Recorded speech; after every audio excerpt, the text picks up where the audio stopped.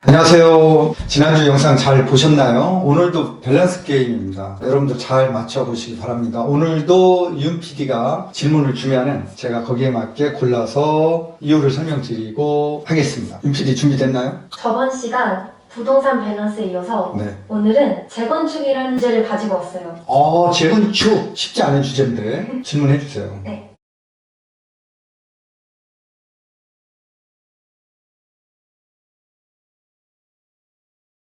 그러면 네.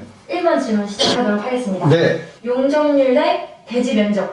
이거 재건축 아파트 할게 두 개 다 아주 고려해 봐야 되는 상황인데 중요한 거는 용적률이 많아야 되겠죠. 용적률은 이제 같은 대지 면적에서도 용적률이 50% 맞느냐 100% 맞느냐에 따라서 내 재산 가치가 틀려지기 때문에 건축 전체 면적을 말하는 거예요. 그럼 조합원들 입장에서는 용적률이 250%인데보다 용적률이 300%인데 아니면 500%를 주는데 이런 데를 선택하는 게 미래 가치가 더 좋다라고 보여지는 겁니다. 그래서 대지 면적도 굉장히 중요하지만 대지 면적은 같은 용적률일 때 대지 면적이 큰 재건축 아파트를 고르면 된다. 이렇게 판단하시면 됩니다.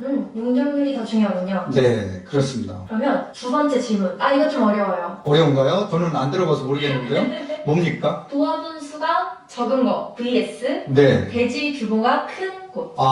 단지 규모가 큰 데를 얘기하는 거죠? 네. 단지 규모가 커야 되겠죠. 크면서 조합원 수가 작은 데를 선택하는 게 핵심이에요. 왜냐면 조합원 수만 단순하게 작은 그런 단지를 선택을 한다라고 하면은 거기는 나홀 아파트가 될 수 있죠. 그래서 일단은 단지 규모가 커야 되고요. 단지 규모가 비슷하다. 이런 비슷한 단지 중에서 어디를 고를까라고 했을 때 우리가 선택해야 되는 거는 조합원 수를 보는 거예요. 그래서 조합원 수가 많은 데보다는 작은 데를 선택하는 게 굉장히 유리하죠. 왜 유리하느냐? n분의 1이 더 많아지기 때문에 그래요. 그래서 우리가 이제 조합원 수를 볼 때 적은 곳, 이익이 난다라고 생각하고 재건축은 이익이 안 나면은 안 하잖아요. 그래서 대부분 다 이익이 나는 데고요. 자, 이익이 있는 곳, 이런 자본수익이 있는 곳은 조합원 수가 적은 곳을 선택하는 게 답이다. 자, 답변 됐나요?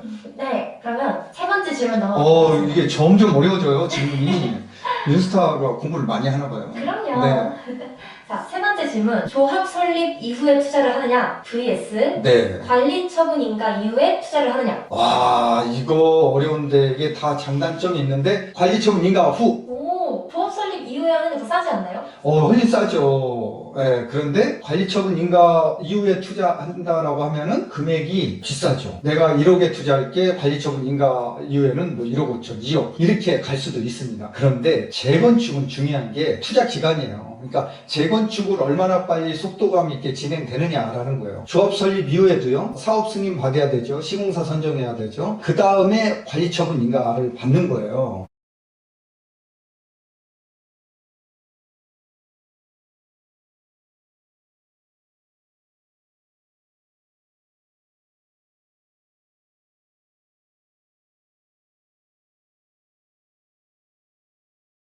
그러려면 관리처분 인가라는 것은 재건축 사업에 관한 모든 사항을 국가에서 허락해 주는 거예요. 그래, 재건축 해라 라고 지자체에서 승낙을 해주는 거예요. 인가를 해주는 거예요. 이게 관리처분 인가예요. 그러면 이제 관리처분 인가 이후에 이주하고 철거하고 시공하고 준공하는 거예요. 자, 이러한 절차이기 때문에 맨 마지막 절차예요. 그래서 이때 조금 내가 투자 금액이 많더라도 관리처분 인가 이후에 투자하는 게 좋다.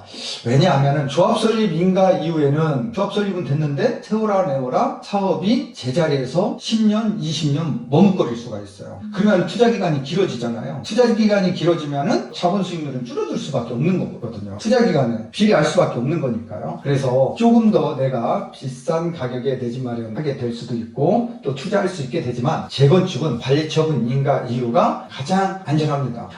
너무한 거 아니에요? 적은 금액으로 투자를 해야 되는데 뭐 비싼 가격에 투자하라고 하십니까? 그러면은 신축 아파트 사서 재건축할 때까지 기다려야 됩니다. 그렇죠? 그게 제일 싼 거죠. 그래서 관리처분 인가 이유가 가장 깔끔하다. 조금 투자 금액이 비싸더라도 투자 기간은 굉장히 짧아서 투자 수익, 자본 수익을 극대화시킬 수 있는 꼭지점이다. 이렇게 보시면 됩니다. 답변 됐나요? 네, 이해가 쏙쏙 됐습니다. 네. 그럼 오늘의 마지막 질문. 벌써 마지막입니까? 네. 마지막 질문도 쉽지 않습니다. 아, 그래요. 네. 재건축 아파트를 경매로 사느냐, 금매로 사느냐. 금매 경매, 이게 금매 경매는 재건축 아파트에만 해당되는 게 아니고 일반 아파트에도 해당되는 거잖아요. 저는 일반 아파트건 재건축 아파트건 경매로 사는 게 가장 싸게 살 수 있다라고 보여집니다. 일단 금매는 가격이 많이 이렇게 할인받아서 사지는 않아요. 근데 경매는 한 번 유찰되면은 서울 지역은 20%씩 저감이 돼요. 그러면은 1억짜리를 8천만 원까지 떨어지는 거고요. 두 번 유찰되면 64%, 6,400만 원에 살 수 있는 거죠. 세 번 떨어지면은 51%에 이제 살 수 있는 거죠. 그래서 이렇게 금매보다 싸게 살 수 있다. 근데 금매는 아무리 싸야 10% 정도뿐이 할인이 안 된다라는 거. 물론 더 급금매는 더 싸게 팔 수도 있겠지만 그런 물건을 찾기란 쉽지는 않다라는 거예요. 그래서 이제 경매로 사는 게 가장 좋고요. 경매로 재건축 아파트 살 때 주의사항 하나. 그게 뭐냐면은 현금 청산 대상 물건을 경매로 사면 안 된다라는 거예요. 그래서 이제 우리가 재건축 아파트는 조합 설립 이후에는 10년 보유, 5년 거주한 물건을 이제 시장에서 매매를 통해서 사는데 경매로 살 때는 금융기관 또는 국가기관이 채권 회수를 위해서 경매를 넣은 물건은 현금 청산 대상이 아니라 조합원 지위를 그대로 인정해준다라는 거예요.